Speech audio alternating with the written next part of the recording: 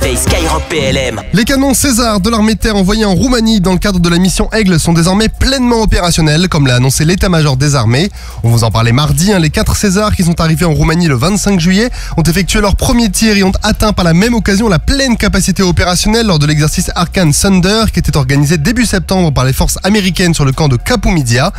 Avec cette validation, cette section César intègre désormais pleinement la batterie mixte du Multinational Battle Group qui est commandée par la France avec le renfort de détachements belges et luxembourgeois. Cette section n'est pas l'unique nouvelle capacité apportée dernièrement au renforcement du flanc oriental de l'OTAN. Le 14 septembre, la France et ses partenaires ont aussi inauguré un nouvel hôpital rôle 1 multinational sur le camp de Cincu dans le centre de la Roumanie. Après avoir participé à l'entraînement Payanqueux, la frégate de surveillance Nivose a quitté la Réunion pour un déploiement opérationnel en océan Indien.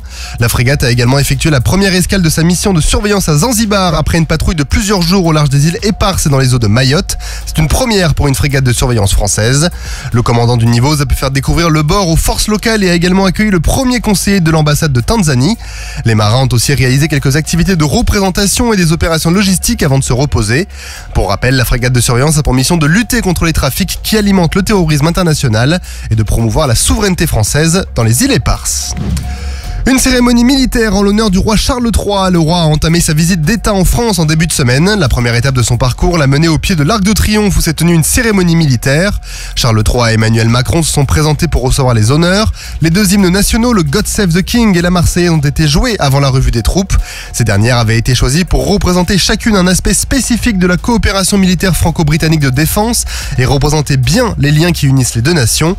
Ont donc rendu les honneurs le 8e régiment de parachutistes d'infanterie de marine, la base aéronautique navale Landivisio, la compagnie d'honneur de la marine à Paris qui représente la marine dans ce type de cérémonie, mais aussi la base aérienne 107 Villacoublay, la base aérienne 705 de Tours, le 501e régiment de chars de combat, l'école des fusiliers marins, l'escadron de chasse 330 Lorraine et le Bagad de Lan Biway.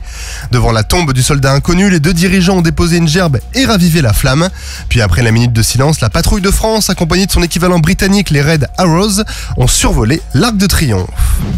Et c'est la belle histoire du jour. Oushka, un berger belge malinois, membre de l'équipe cynophile de Kourou en Guyane, souffrait d'un cancer des maxillaires et du palais depuis le mois de janvier. Elle a récemment subi une opération en France métropolitaine pour retirer son œil droit qui était touché par la tumeur.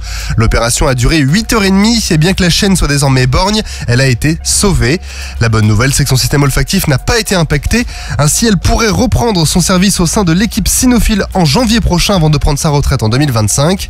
D'ailleurs, dès sa sortie de la table d'opération, elle a utilisé son flair avec talent, le tout sans respecter sa période de convalescence de 3 mois.